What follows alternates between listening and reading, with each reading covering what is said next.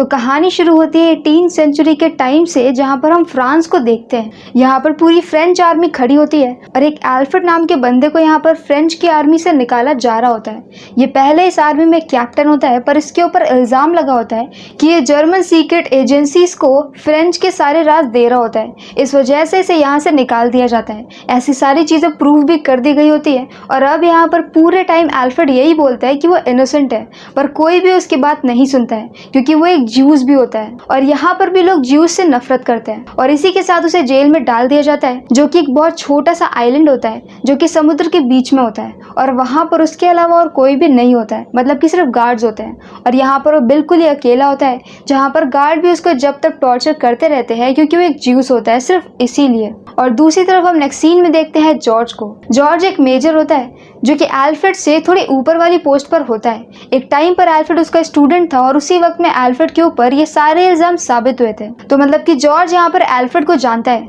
George खुद भी यहाँ पर ज्यूस से नफरत करता है, पर इसके बाद भी वो कभी भी एल्फ्रेड को दूसरों से अलग नहीं समझता था, भले ही उन दोनों की कभी भी बात नहीं होती थी। अब नेक्स्ट सीन में यहाँ पर जॉर्ज को पता चलता है कि उसका प्रमोशन हो गया है, उसे कॉलोनियल बना दिया गया है और उसे आर्मी के सीक्रेट सर्विसेज में एक बहुत अच्छी पोस्ट मिली है। इसी के साथ वो उस जगह का हेड बन जाता है, मतलब कि एक और पर्सन होता है जो उसका भी हेड होता है, लेकिन वो कभी भी ऑफिस नहीं आता है। तो अब यहाँ का हेड जॉर्ज होता है। यहाँ पर वो अपने फ्लैशबैक में याद करता है कि किस तरह से एल्फ्रेड को पकड़ा गया था। जिस टाइम पर वो अपने एकेडमी में होता है उसी वक्त वहाँ पर बहुत सारे दूसरे ऑफिसर्स आते हैं जो उसे ये बोलते हैं कि उन्हें कुछ लेटर्स मिले हैं। इन लेटर्स के थ्रू उन्हें ऐसा पता चला है कि कोई तो ऐसा है जो उनकी आर्मी से उनके सारे राज जर्मन्स को दे रहा है और उन्हें शक है कि वो उन्हीं की एकेडमी का है। तो यहाँ पर जॉर्ज उन्हें अपने अंडर काम करने वाले हर इंसान की फाइल को दिखाता है जहाँ से वो उनकी हैंडराइटिंग को मैच कर सकता है और ऐसे करते करते वो एल्फ्रेड पर रुक जाता है। जैसे उन्हें पता चलता है कि एल्फ्रेड ज्यूस है, वैसे उनका इंटरेस्ट और भी ज्यादा बढ़ जाता है और वो उसी की राइटिंग को मैच करते हैं। उसकी राइटिंग मैच हो जाती है। यहाँ पर स्पेशलिस्ट आते हैं जो कि बहुत अच्छे से राइटिंग को चेक करते हैं और वो यही बोलते हैं कि ये राइटिंग एल्फ्रेड की है और इसके बाद तो उसके ऊपर तुरंत ही केस होता है और जल्दी से उसे जेल में भेज दिया जाता है, मतलब कि उसके केस की ज्यादा हियरिंग भी नहीं करी जाती है। अब ये सारी फ्लैशबैक की बातें याद करते करते जॉर्ज उसी ऑफिस में पहुंच जाता है जहां पर वो हेनरी से मिलता है। हेनरी उसके नीचे काम करता है, लेकिन वो काफी ज्यादा तेज होता है। उसे यहाँ पर हर चीज के बारे में सब कुछ पता होती है और यहाँ का कोई भी ऐसा राज नहीं होता है जो हेनरी नहीं जानता है। जॉर्ज यहाँ पर ऑफिस को विजिट करते करते एक ऐसे डिपार्टमेंट में जाता है जहाँ पर कुछ टुकड़े में लेटर रखे होते हैं और उन्हें जोड़ा जा रहा होता है।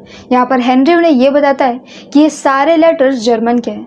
वो लोग जो कि जर्मन के ऑफिस में काम करते हैं और लेटर पढ़ने के बाद में उसे फाड़ करके डस्टबिन में डाल देते हैं, वहां पर काम करने वाली मेट उन्हीं सारे टुकड़ों को ला करके उन्हें दे देती है और इसके बाद वो उसे जोड़ते हैं और ये सारे लेटर जर्मन एम्बेसी से आए होते हैं। अब ऐसे कुछ जुड़े हुए लेटर्स को जॉर्ज भी देखता है और अब इसके बाद वो ये बोलता है कि लेटर्स को लेने के लिए कौन जाता है। तो हेनरी उसे ये बताता है कि लेटर्स को लेने के लिए वो खुद जाता है। तो अब यहाँ पर जॉर्ज उसे ये बोलता है कि लेटर्स को लेने के लिए अब से वो नहीं जाएगा, अब से जॉर्ज खुद जाएगा। इसके बाद वो जाता है चर्च में जहाँ पर उसे वही लेडी मिल जाती है। वो लेडी उसे चिप करके लेटर्स देती है और जॉर्ज उन लेटर्स को लेकर के वापस से ऑफिस में आ जाता है। वो वहाँ पर लेटर को जोड़ने वाले स्पेशलिस्ट से बोल करके एक लेटर को जुड़वा लेता है जो कि इम्पोर्टेंट होता है। उस लेटर के थ्रू उन्हें पता चलता है कि कोई ऐसा अभी भी है जो कि फ्रेंच आर्मी से सारे राज जर्मन्स को दे रहा है और जर्मन एम्बेसी में सारे लेटर जा रहे होते हैं। और अब यहीं से जॉर्ज इस केस की इन्वेस्टिगेशन करने लगता है और अब इसके बाद वो जाता है उस आदमी से मिलने के लिए जो कि पहले उसकी जगह पे काम करता था। असल में वो आदमी बहुत ज्यादा बीमार हो गया होता है, इसी की वजह से उसे जॉब से निकाल दिया गया था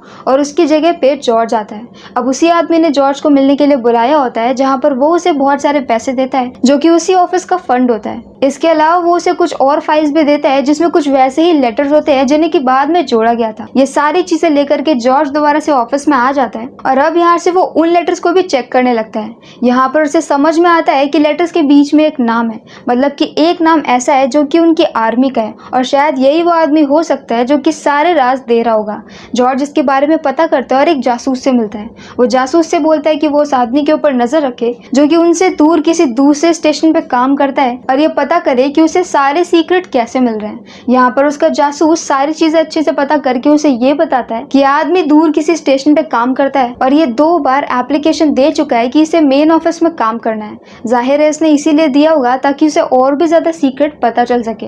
यहाँ पर वो लोग उसे बार में देखते भी हैं। जासूस ये भी बताता है कि ये खुद तो एक नीची पोस्ट का ऑफिसर है, पर ये हमेशा बड़े से बड़े अच्छे अच्छे ऑफिसर्स के साथ में रहता है। इसके अलावा एक प्रोस्टिट्यूट भी होती है जो कि एक कॉमन प्रोस्टिट्यूट है जो उन सभी के बीच में रहती है। तो मतलब कि वो प्रोस्टिट्यूट भी काफी कुछ जानती होगी और उसी के थ्रू यहाँ पर वो आदमी सारी चीजें निकलवा रहा होगा। और इस कल्प्रिट का नाम होता है फर्डिनैंड। अब यहाँ पर जॉर्ज उस जासूस को फर्डिनैंड के ऊपर और भी ज्यादा नजर रखने के लिए बोल देता है, जिसके लिए वो पास में एक अपार्टमेंट लेते हैं जहाँ से वो उसके घर पे पूरी पूरी नजर रखता है और साथ में उसका फोन भी टैप करता है।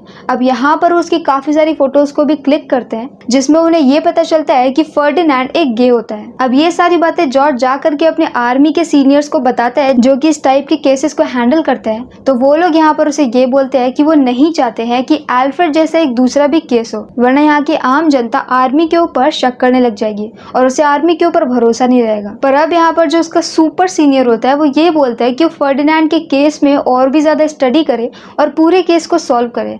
अगर कोई ऐसा इंसान है जो इन्फॉर्मेशन दे रहा है तो वो उसे जरूर पकड़ेंगे। तो अब इसके बाद जॉर्ज इस केस में और भी ज्यादा आगे बढ़ जाता है और अब ऐसे ही वो जासूस उसे एक फोटो दिखाता है। उस फोटो में यहाँ पर फर्डिनैंड के पास सामने से बहुत बड़ा सा लेटर होता है। अब यहाँ से सारी बातें क्लियर हो जाती है कि फर्डिनैंड सच में वो आदमी है जो कि लगातार सारी इन्फॉर्मेशन को पास कर रहा है। अब इसके बाद जॉर्ज यहाँ पर फर्डिनैंड के भेजे हुए लेटर को और भी अच्छे से स्टडी करने लगता है, जहाँ पर वो ये देखता है कि उसकी हैंडराइटिंग बिल्कुल एल्फ्रेड वाले लेटर की हैंडराइटिंग से मैच करती है। असल में यहाँ पर एल्फ्रेड वाले लेटर को फ्रेम करा करके रखा गया होता है ताकि वो पूरी दुनिया को बता सके कि अगर उनके बीच में कोई ऐसा इंसान होता है जो कि उनके साथ गद्दारी करता है तो उसे जल्दी पकड़ लेते हैं। अब यहाँ पर वो एल्फ्रेड के लेटर को लेता है और दोनों लेटर्स को मैच करता है।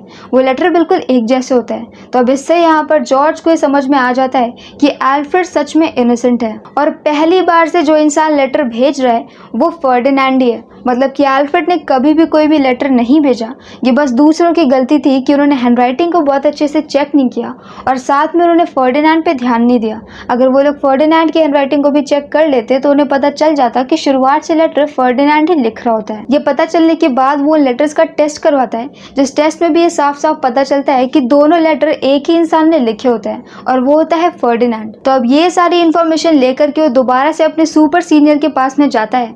तो जब उन्हें ये पता चलता है कि उन्होंने पहली बार किसी इनोसेंट को पकड़ लिया था और वो अभी तक जेल में है और अब 2 साल बीत चुके हैं, तो ये सुन करके उन्हें बहुत ज्यादा गुस्सा आता है। उन्हें पता होता है कि अगर ये बात बाहर फैल गई तो उन्हीं की बदनामी हो जाएगी। साथ में वो अभी भी ये मानते हैं कि क्योंकि एल्फ्रेड एक ज्यूस है तो लोगों को कोई भी प्रॉब्लम नहीं होगी, वो आसानी से उसके ऊपर कोई भी इल्जाम डाल सकते हैं। इसीलिए वो यहाँ पर जॉर्ज को ये बोलते हैं कि वो इस केस को यहीं पर बंद कर दें, पर जॉर्ज इसके लिए मना करता है और अब वो जाता है अपने डिपार्टमेंट के और भी सीनियर के पास। ये वही सीनियर होता है जो कि कभी भी ऑफिस नहीं आता है।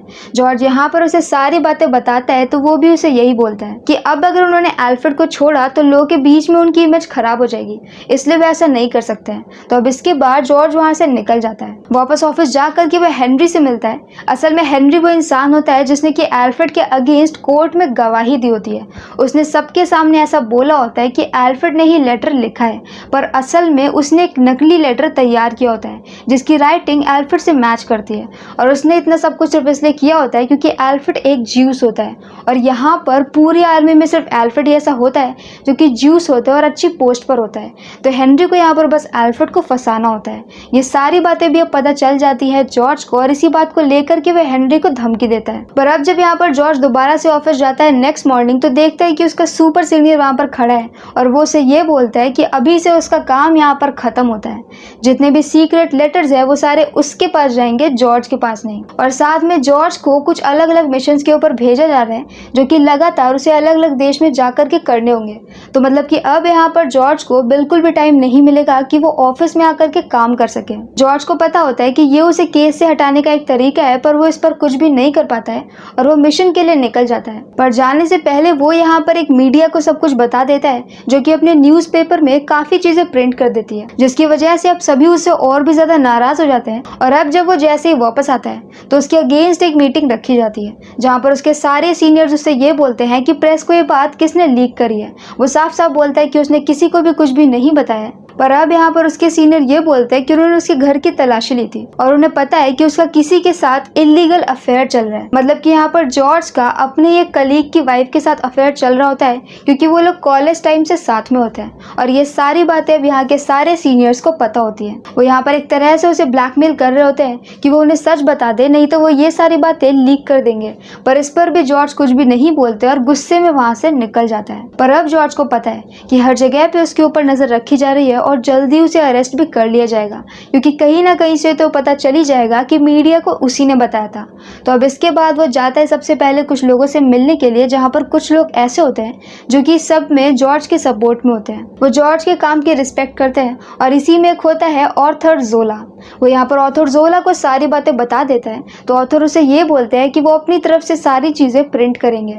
साथ में यहाँ पर एक लॉयर भी होता है जिसका नाम होता है लुइस, और अब उसे भी सारी बातें पता होती है। दूसरी तरफ उसकी गर्लफ्रेंड के बारे में भी हर किसी को पता चल गया होता है और उसकी गर्लफ्रेंड का हस्बैंड उसे मारने वाला होता है। तो वो वहां से जैसे तैसे भाग करके जॉर्ज के पास में आ जाती है। पर अब तक यहाँ पर जॉर्ज को लेकर के अरेस्ट वारंट निकल चुका होता है और जल्दी उसे अरेस्ट भी कर लिया जाता है और उसकी गर्लफ्रेंड कुछ वक्त के लिए पेरिस चली जाती है। यहाँ पर उसे पकड़ के जेल में डाल दिया जाता है और ऑर्थर जोला सारी बातें प्रिंट कर देता है। साथ में वो उन सारे सीनियर्स के नाम भी दे देते हैं जो कि इस पूरे केस में शामिल होते हैं, जिन सब ने मिल करके एल्फ्रेड को फंसाया होता है। अब इतना सब कुछ होने के बाद जोला के ऊपर भी केस हो जाता है और अब इस केस में जॉर्ज को गवाही के लिए बुलाया जाता है।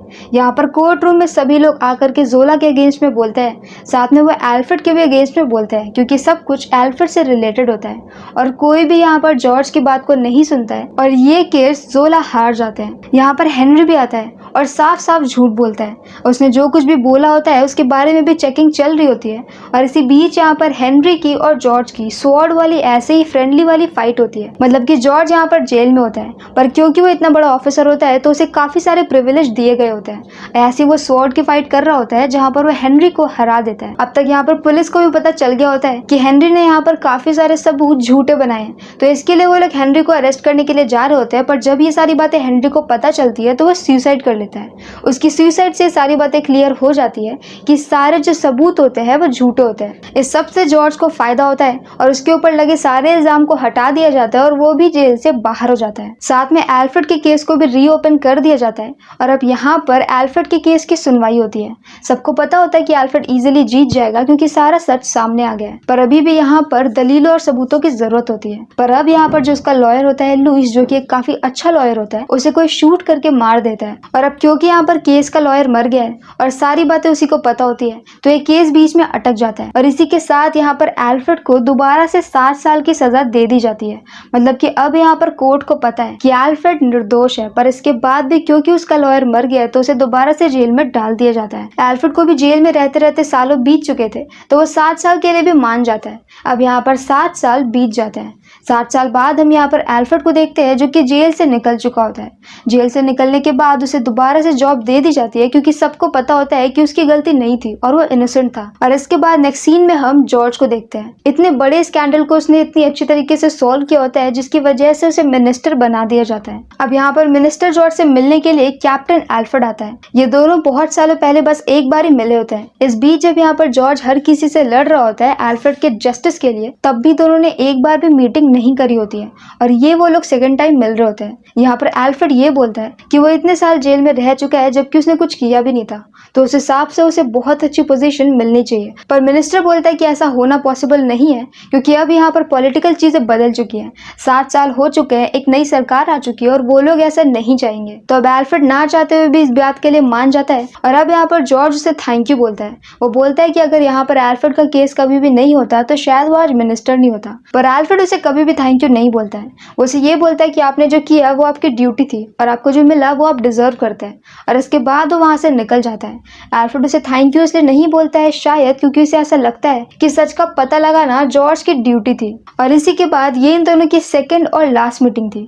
इसके बाद ये लोग अपनी पूरी लाइफ में दोबारा कभी भी नहीं मिलते हैं और इसी पॉइंट के साथ ये मूवी यहीं पर खत्म हो जाती है। और हाँ, जॉर्ज की गर्लफ्रेंड भी उसके पास वापस आ जाती है और वो दोनों बिना शादी के पूरे लाइफ साथ में रहेंगे ऐसा प्रॉमिस करते हैं। इस मूवी का नाम था an officer and a spy, जो कि 2019 में रिलीज हुई थी और इसकी IMDb रेटिंग है 7.2 आउट ऑफ 10। अगर आपको मेरा एक्सप्लेन पसंद आया हो तो प्लीज हमारी वीडियो को लाइक करें, शेयर करें और मेरे चैनल को सब्सक्राइब करें। तो मिलते हैं नेक्स्ट वीडियो के साथ। Bye bye.